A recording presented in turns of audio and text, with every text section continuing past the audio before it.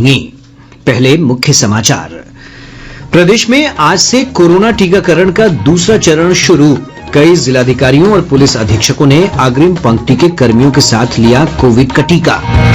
प्रधानमंत्री नरेंद्र मोदी ने कहा, देश की न्यायपालिका ने हमेशा संविधान की रक्षा का दायित्व पूरी मजबूती से निभाया है। बिहार विधानसभा भवन के शताब्दी वर्ष का शुभारंभ कल से वर्ष भर आयोजित किए जाएंगे कई कार्यक्रम। और प्रदेश में कई स्थानों पर हल्की बारिश दर्ज की गई। मौसम विभाग ने रात के तापमान में 2 से 3 डिग्री सेल्सियस बढ़ोतरी का पूर्वानुमान जताया। बुलेटिन की शुरुआत से पहले ये संकल्प। कोविड-19 महामारी के खिलाफ देश एकजुट होकर लड़ रहा है। आप भी हमारे साथ सुरक्षा और बचाव के 3 आसान एहतियाती उपायों का संकल्प लें।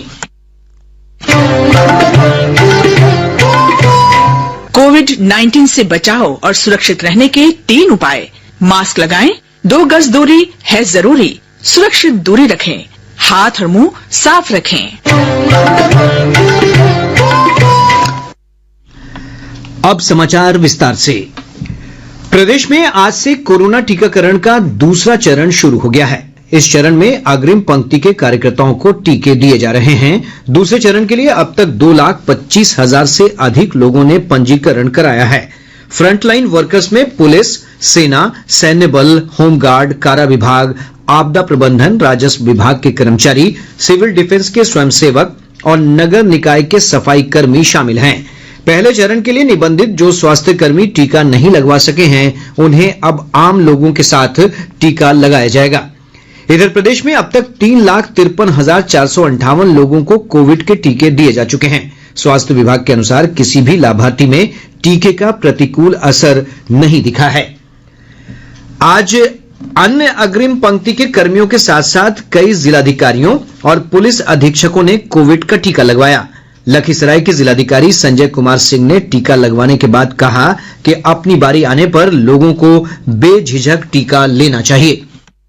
सौभाग्यवश मैं भी उस श्रेणी में सरकार ने भी जिला प्रशासन के पदाधिकारी के नाते एसडीएम फ्रंटलाइन वर्कर दिया हुआ है, तो मैं ये लिया हूँ और ये मेरा सौभाग्य है कि मैं ये टीका ले रहा हूँ और मुझे खुशी है कि मैं अपने आप को कोविड-19 से प्रोटेक्ट करने की दिशा में एक कदम आगे बढ़ा। मेरे माध्यम से मैंने जब लिया है, ऐसी कोई परेशानी है, ये आम टीका की तरह है और आम इंजेक्शन की तरह है। मैं लोगों को यही बताना चाहूंगा कि लोग बेझिझक निसंकोच होकर के आए। नवादा के जिलाधिकारी यशपाल मीणा ने कहा कि टीका लेने पर उन्हें कोई परेशानी नहीं हुई है।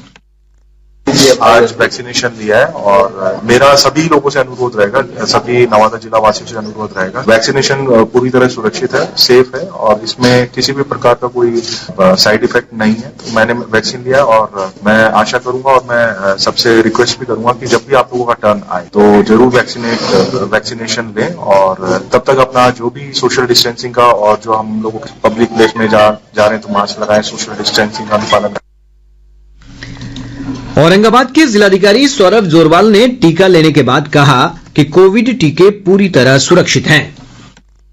आज हम लोगों ने अपना टीकाकरण अभियान का अगला चरण प्रारंभ किया है, जिसमें हम लोग राज्य कर्मियों और पुलिस कर्मियों को टीका दे रहे हैं। क्रम में मैंने और हमारे पुलिस अधीक्षक महोदय ने दोनों राज्य में टीका लिया है। 28 दिन बाद हम लोग अपना टीका लेंगे और हम सभी लोगों को बताना चाहते हैं कि ये पूरी तरह सुरक्षित है। अपने शेड्यूल के अनुसार आप लोग टीका लीजिए, ऑनलाइन पोर्टल के माध्यम से अपना रजिस्ट्रेशन कराइए। इस बीमारी को हम लोग अब जल्द ही खत्म। औरंगाबाद के पुलिस अधीक्षक सुधीर पोरिका ने कहा कि पुलिस कर्मियों के टीकाकरण के लिए पुलिस लाइन में विशेष केंद्र की व्यवस्था की गई है।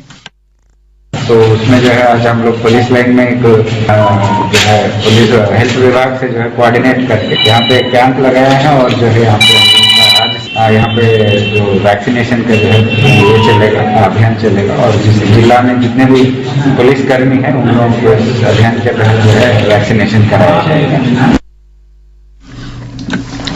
नई दिल्ली स्थित एम्स के निदेशक डॉक्टर रणदीप गुलेरिया ने कहा कि वैज्ञानिकों ने अपने अध्ययन में देश के दोनों टीकों को काफी असरदार बताया है।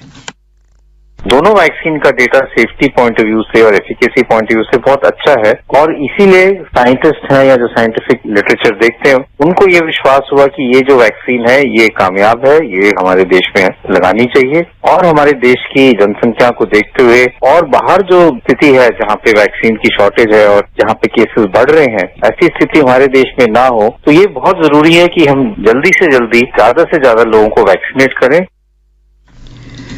प्रधानमंत्री नरेंद्र मोदी ने आज गुजरात उच्च न्यायालय के हीरक जयंती समारोह में वर्चुअल माध्यम से कहा है कि देश की न्यायपालिका ने हमेशा संविधान की सकारात्मक और रचनात्मक व्याख्या कर इसे मजबूत किया है और राष्ट्रीय हित को सर्वोपरि रखकर अपने कर्तव्य का पालन किया है।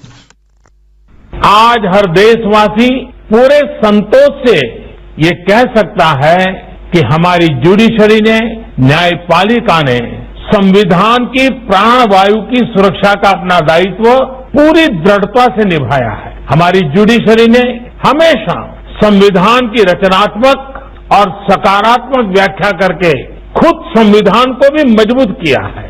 देशवासियों के अधिकारों की रक्षा हो, निजी स्वतंत्रता का प्रश्न हो, ऐसी परिस्थितियां रही हो जब देश हित को सर्वोच्च प्राथमिकता देनी हो, जुडिशरी ने अपने इन दायित्वों को समझा भी है और निभाया भी है।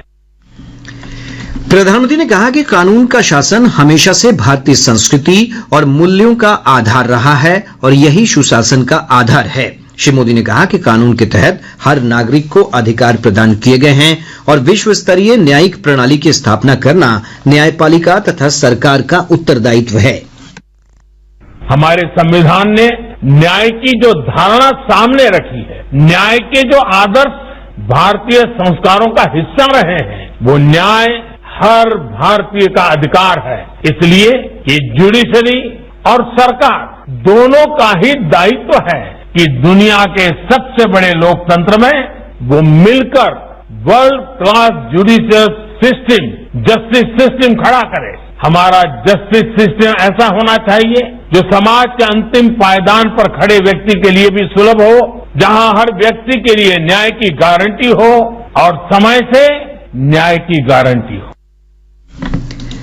मुकदमों से संबंधित विशेष डिजिटल कोड का उल्लेख करते हुए प्रधानमंत्री ने कहा कि तकनीक के माध्यम से न्यायालयों में आम लोगों को न्याय पाने में आसानी हो रही है। आज हमारी अदालतों में हर केस के लिए एक यूनिक आइडेंटिफिकेशन कोड और क्यूआर कोड दिया जा रहा है। इससे न केवल केस से जुड़ी हर जानकारी हासिल करने में आसानी हुई है, बल्कि इसने नेशनल जुडिशियल डेटा ग्रिड की भी एक प्रकार से मजबूत नींव रखी है। नेशनल जुडिशियल डेटा ग्रिड के जरिए लॉयर्स और लिटिगेंट्स केवल क्लिक मात्र से सभी केसेस और ऑर्डर्स देख सकते हैं। ये ईज ऑफ जस्टिस न केवल हमारे नागरिकों के ईज ऑफ लिविंग को बढ़ा रहा है, बल्कि इससे देश में ईज ऑफ डूइंग बिजनेस भी बढ़ा है। राज्य सरकार ने स्कूलों में 6ठी से 8वीं तक की कक्षाओं को खोलने के बारे में दिशा निर्देश जारी किए हैं। ये कक्षाएं परसों से शुरू हो रही हैं। कक्षाओं में क्रमानुसार एक दिन में क्षमता के अनुपात में सिर्फ 50% विद्यार्थियों को बैठने की अनुमति दी गई है। बाकी बचे 50% छात्र अगले दिन स्कूल आएंगे। सभी संस्थानों को कोविड प्रोटोकॉल का पूरी तरह पालन करना होगा। शेष खबरें एक अंतराल के बाद।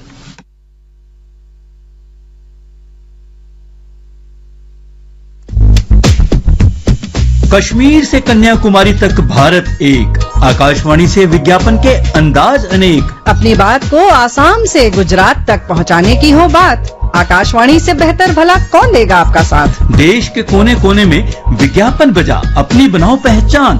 केंद्रीय विक्रय एकांश मुंबई ने यह राह बनाई आसान। देश के सबसे बड़े नेटवर्क आकाशवाणी पर विज्ञापन प्रसारित करने के लिए ऑल इंडिया रेडियो की single window booking CSU Mumbai से संपर्क करें। हमारा फोन नंबर है 22024075 या 22886016 और STD कोड 022। आप हमें ईमेल भी कर सकते हैं। हमारा मेल ID है csumumbai@gmail.com।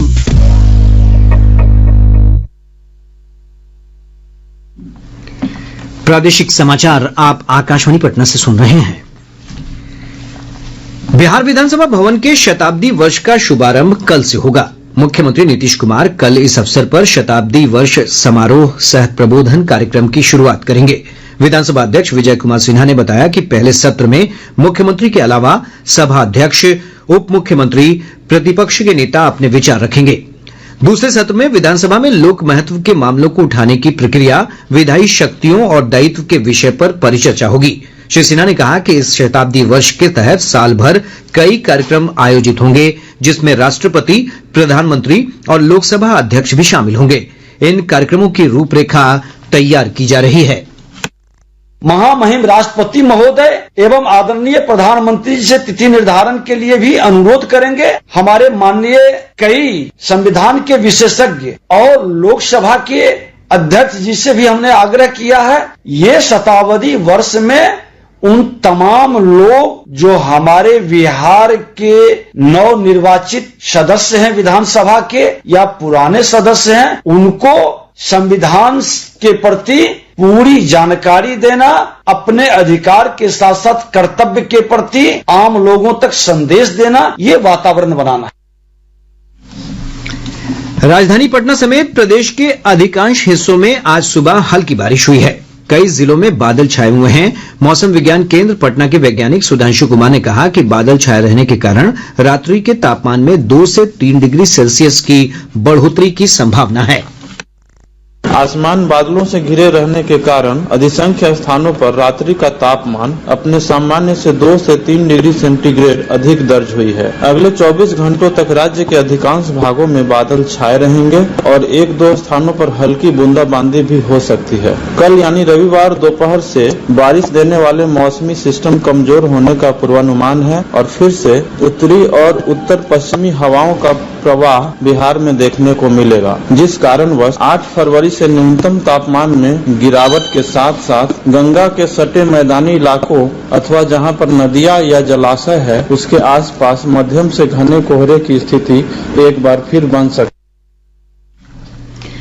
Bihar state milk cooperative federation COMFED ने सुधा ब्रांड के विभिन्न दूध के मूल्य में प्रति लीटर औसतन 2 से 3 रुपए की बढ़ोतरी की है। अन्य उत्पादों के मूल्य में भी प्रति किलोग्राम बढ़ोतरी की गई है। बढ़े हुए मूल्य कल से प्रभावी होंगे। नालंदा जिले में प्रधानमंत्री कृषि सम्मान निधि योजना के लिए 9,000 किसानों का भौतिक सत्यापन किया जाएगा। जिले में 1,419 लाभार्थियों ने धोखे से इस योजना की राशि प्राप्त की है। उनसे राशि वसूल करने के आदेश दे दिए गए हैं। पथ निर्माण मंत्री मंगल पांडे ने बताया कि सीमांचल क्षेत्र में अररिया से किशनगंज जिले के गलगलिया तक 94 किलोमीटर लंबे 4 लेन पथ का निर्माण कार्य जल्द शुरू होगा। इसका निर्माण ईस्ट वेस्ट गलियारे के समानांतर किया जाएगा और इसके निर्माण पर 1,080 करोड़ रुपए की लागत आएगी। प्रदेश की सड़कों पर किसी व्यक्ति या संस्थाओं द्वारा बैनर या होर्डिंग लगाए जाते हैं तो उनके खिलाफ सख्त कार्रवाई की जाएगी। पथ निर्माण विभाग के अपर मुख्य सचिव अमृतलाल मीणा ने इस संबंध में आदेश जारी कर दिए हैं। विभाग द्वारा जारी आदेश में सभी कार्यपालक अभियंता को सड़कों की साप्ताहिक निगरानी करने का निर्देश भी दिया गया है। लोक जनशक्ति पार्टी के अध्यक्ष चिराग पासवान ने पटना में इंडिगो एयरलाइंस के स्टेशन मैनेजर रूपेश सिंह हत्याकांड की सीबीआई से जांच की मांग की है। उन्होंने इस संबंध में जांच की अनुशंसा के लिए मुख्यमंत्री नीतीश कुमार को भी पत्र लिखा है। मिथिला पेंटिंग की प्रख्यात कलाकार दुलारी देवी का आज उपेंद्र महारथी शिल्प अनुसंधान संस्थान की ओर से सम्मान किया गया। पद्मश्री सम्मान के लिए चयनित दुलारी देवी को उप मुख्यमंत्री रेणु देवी ने पटना में आयोजित एक समारोह में सम्मानित किया और मिथिला चित्रकारी के क्षेत्र में उनके योगदान की सराहना की।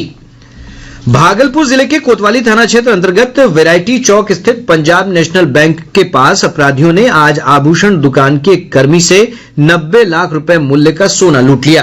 पुलिस मामले की छानबीन कर रही है। कोहरे के कारण रद्द कटिहार रेल मंडल से होकर गुजरने वाली रेलगाड़ियों का परिचालन 1 मार्च से शुरू हो जाएगा। पूर्वोत्तर सीमांत रेलवे के महाप्रबंधक अंशुल गुप्ता ने इसकी जानकारी दी। लखीसराय जिले के बड़ैया थाना क्षेत्र से पुलिस ने एक ट्रैक्टर से 1,517 किलो गांजा बरामद किया है। आरक्षी अधीक्षक सुशील कुमार ने बताया कि बरामद गांजा की कीमत लगभग 2.5 करोड़ रुपए है।